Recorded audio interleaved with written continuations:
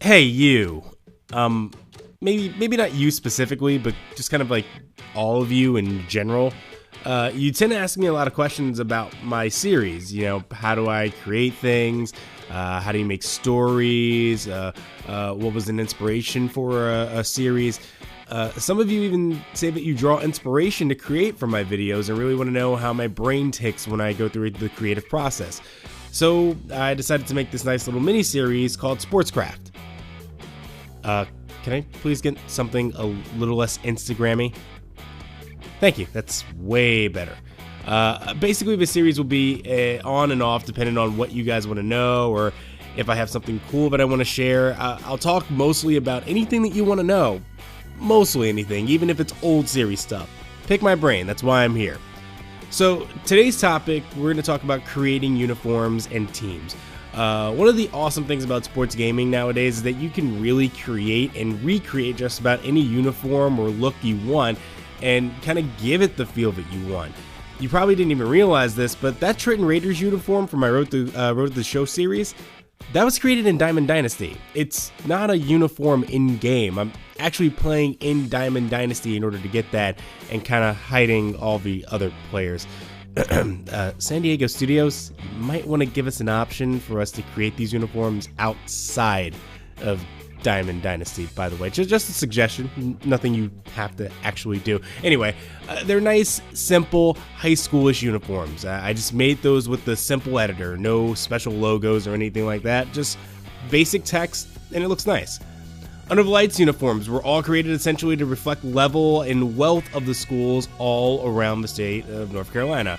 All done with simple team builder and addition of logos. Even Hurricanes Road to the Glory uniforms for Michael Tate. That wacky color scheme, yeah, that was me. And even if you don't have all the fancy logos and expert level editing skills, creating a uniform and getting the desired feel is something you can accomplish, and I'm going to show you how to do that using NBA 2K17 and their team creator.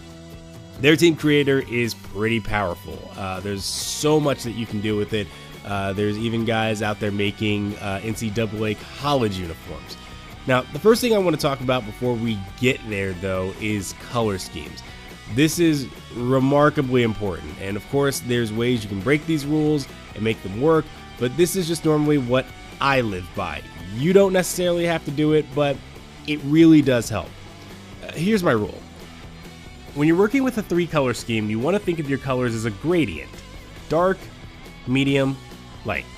Whatever colors they may be, you want to organize them by shade essentially.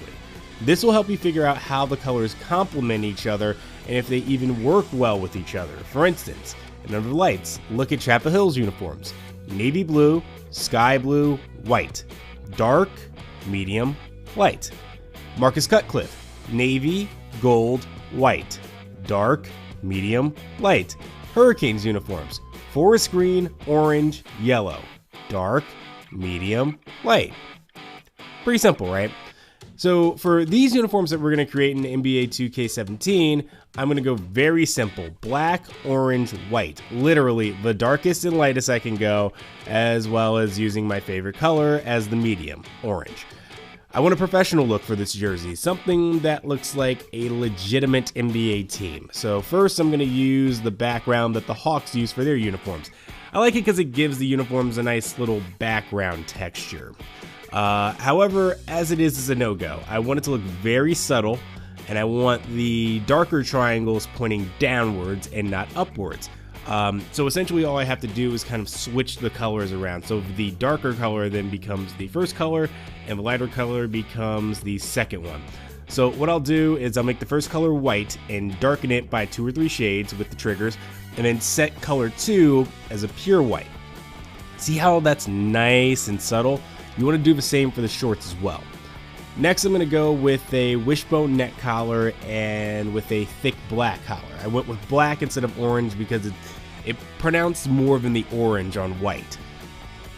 It just looks bolder this way, and it really will help the jersey overall pop more. I'm going to do the same with the shoulders. Black shoulders, but I'm going to give a little orange ring on the outside. You see like that third ring there? Now, there's two side designs that I really like that complement this particular shoulder pattern, and it looks very clean. Either the simple little V, which you can make look like a stripe in a way, or the zigzag line piping down the side. I think the Clippers are the team that use this. I'm going to go with the latter and getting the matching design on the shorts. See how I'm letting the black be the feature from the front view and allow the orange to be the feature from the side? Kind of gives the jersey some nice balance. Now, we've got to do something about this font and get a logo up there. I've already done some work in Photoshop for this and already uploaded it to the 2K server. But we're going to use a modified version of the University of Townsend's logo because it does look awesome. Seriously, look at how great that is. I want a nice flat matte look, so the font is going to be a solidary color. There's no stroke or outline like you see here around it. I just want it to be big enough to stand out and look clean across the chest. I'm going to change up the number font as well to a single color to continue with that matte look. So I'm going to use the Jazz's new font, and it looks very clean, really sharp, pops very well. But all black looks a little too dull in the front, and that's a bit too standard. Dead center there. You see the number, how it's just kind of like dead center and big? It looks a little boring. So what we're going to do here is we're going to change it to orange to help give it a little bit more life and let it live on the edge of the jersey. By the way, side note, if you ever wanted to do like a three-dimensional look on your jerseys, look at how simple this is. You see how now there's a matte black and then a matte orange? All you have to do is just add that other layer on top of it, overlay it, and then kind of just shift it over a little bit. There's tons of stuff like that you can do and just mess around, but we'll keep it as just the black text font for now. Keep things simple. Now, what tends to get difficult in NBA 2K is getting the number colors to match what your actual colors look like. Seriously, look how ridiculous that thing looks. It's so light, it's almost like a peach color, even though I picked the orange that I've been using all throughout my uniform. The easiest fix for this has been just picking the 90s Piston red-orange color, and my problem solved. But the other thing that you can do is that you can mess around with the color circle and kind of pick a color that way, or just increase the shading with the trigger. So it's a R2 and left 2 for PS4, and then left trigger, right trigger for Xbox. Now I've got a nice standout orange color. Fix the short numbers logo to be a little smaller, a little tighter, add a logo on the bottom right of the jersey, and then bam, look at that. Nice, simple, clean jersey. Even without the logos, the base design looks great. Now for the away uniforms. You can easily make these jerseys an orange color if you wanted to, as just kind of the base, and they'd still look great. But I'm going to use black to show you how much better light colors pop on the darkest color that you have in your gradient. Basically, you can color flip everything here and get this. This is fine, but I really like the way the orange pops on black, and white being the feature on the sides is kind of dull, you know, just kind of like black and white. Your home and aways don't always have to match perfectly, so what we're going to do is we're going to make orange the dominant feature on the side and just let the text font be white to match the white T logo on the shorts. Last but not least, the names on the back.